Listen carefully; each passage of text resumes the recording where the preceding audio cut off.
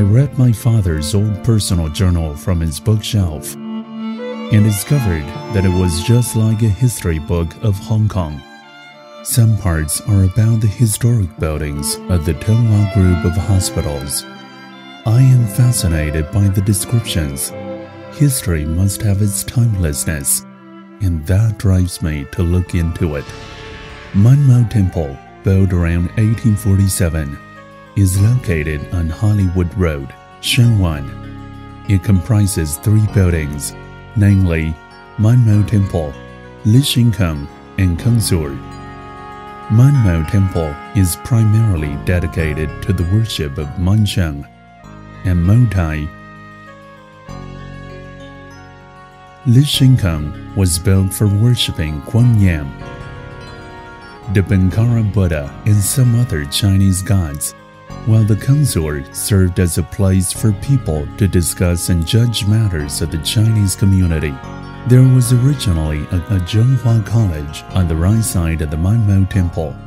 In 1880, founding chairman of Tung Wah Hospital, Liang Wenhong, the then chairman of Tung Wah Hospital, Chou Yitin, and other board of directors of Man Mo Temple proposed establishing a school to provide free education. Man Mo Temple held quite a number of large-scale ceremonies and parades to greet the gods. Nowadays, the board of directors of Tung Wah congregate at Man Mo Temple every year for the autumn sacrificial rites to pay homage to the gods and pray for Hong Kong's well-being. The incense keep burning, and the temple is full of people's wishes.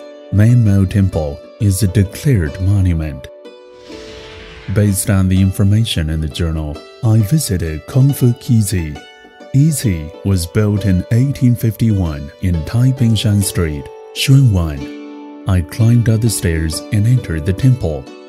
I vaguely saw the gravely ill being abandoned at the place, which originally housed the spiritual tablets of deceased Chinese. Kung Fu Kizi is dedicated to the worship of Ksiddhagarbha Bodhisattva and Chaikun, the living Buddha. It is a Grade II historic building.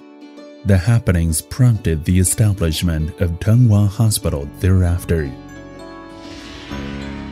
I strolled leisurely towards Tung Wah Hospital in Poyan Street, Shenwan.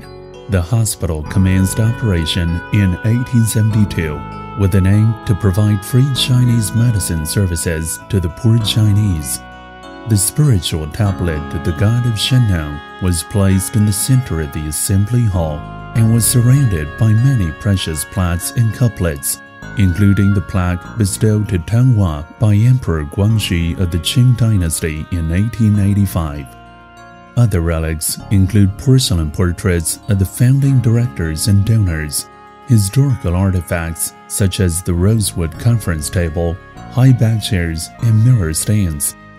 Many important meetings and large-scale events, including the annual general meeting, election of chairman and vice chairman, and inauguration ceremony, are held at the assembly hall every year.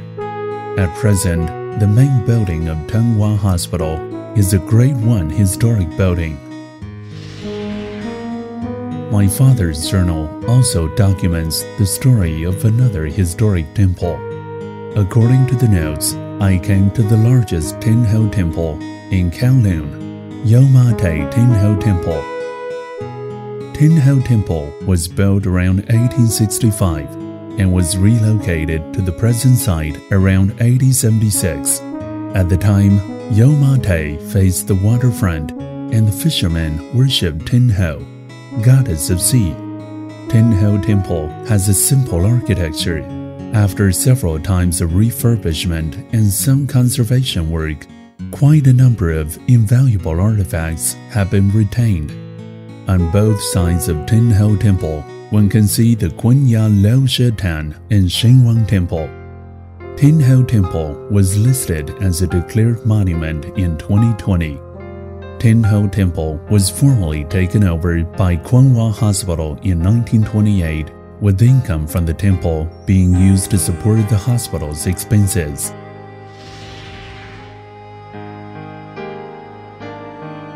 Tung Wah Museum, located in Tung Wah Hospital, was formerly the main building of the hospital, built in 1911. Part of its decoration blended in with the style of the early 20th century, and the spiritual tablet of the god of Shennong was enshrined in the center of the hall. In 1970, the building was converted as Tung Wah Museum. It has now become a very popular declared monument showcasing Tung Wah's history. Records show that Tung Wah Hospital also managed another temple called Shuiyue Temple in the old days. Built in 1884, Shuiyue Temple is located in Shantang Street, Mongkok, Kowloon, for worshipping Kunyam. Every year, a large number of worshippers flock to join Kunyam Treasury Festival to seek blessings. The main hall of Shuiyue Temple is dedicated to worshipping Kunyam. The left and right side of the chambers are the academy and consort for people to study and meet respectively. A fire broke out in Shuiyue Temple in 2016. It was reopened in 2018 after refurbishment and is a Grade 3 historic building.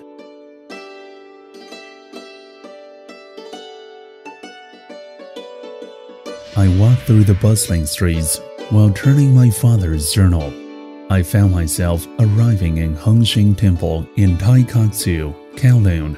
Hongxing Temple was built in 1881 and is a Grade 3 historic building. The temple is dedicated to worshipping Hongxing, the god of sea. Hongxing Festival falls on the 13th of February of the lunar calendar. In the past, there were grand ceremonies every year. Since 2005, Mongkok Kaifeng Association organized the Taikoksu Temple Fair with Hongxing Temple as the focus. I remember my father had taken me to the festival when I was young. My memory is still fresh.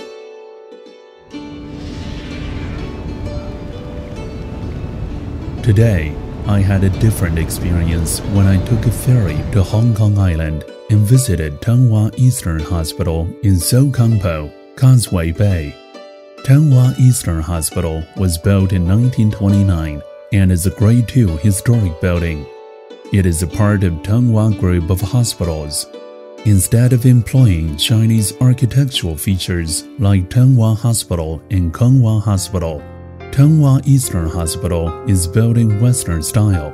The familiar smell of disinfectant reminds that the hospital brings hope to the life of people, just as Tung Wah has been working hard to safeguard citizens' health. Located near Tung Wah Eastern Hospital, the Racecourse Fire Memorial is a cemetery built in 1922 for paying tribute to the victims of a fire at Happy Valley Racecourse in 1918. The design is a combination of Chinese and Western architectural styles. This is the third historic building of Tung Wah that was listed as a declared monument after Mamo Temple and Tung Wah Museum. When entering the cemetery, it seemed that I witnessed the relatives of the victims mourning in front of the graveyard. The wind rolled up the leaves from the ground passing by me. The leaves danced in the wind as though they were looking for something.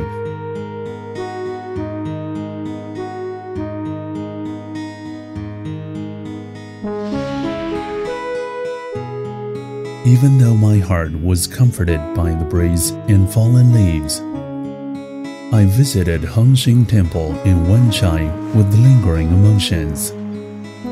Hongxing Temple was originally a small altar on a rock at the seashore.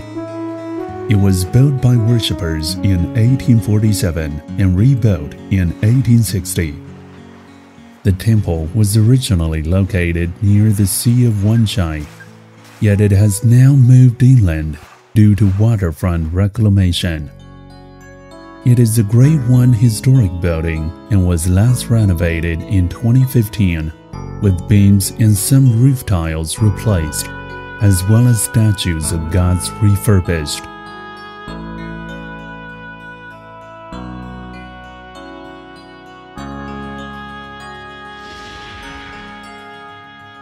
Tung Wah Coffin Home was built in 1899. The first time I heard of the term coffin home, I was trembled with fear. But when I walked into it, a sense of respect for the deceased naturally arose.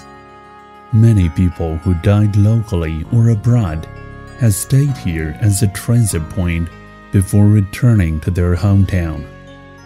Coffin home service is not only a tribute for the deceased, but also a tribute for life.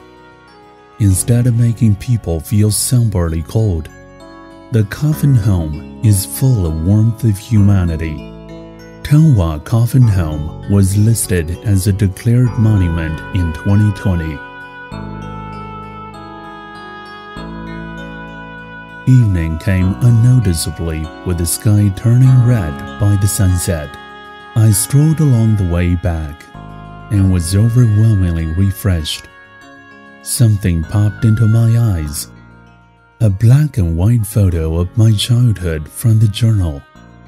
I couldn't help smiling from the bottom of my heart.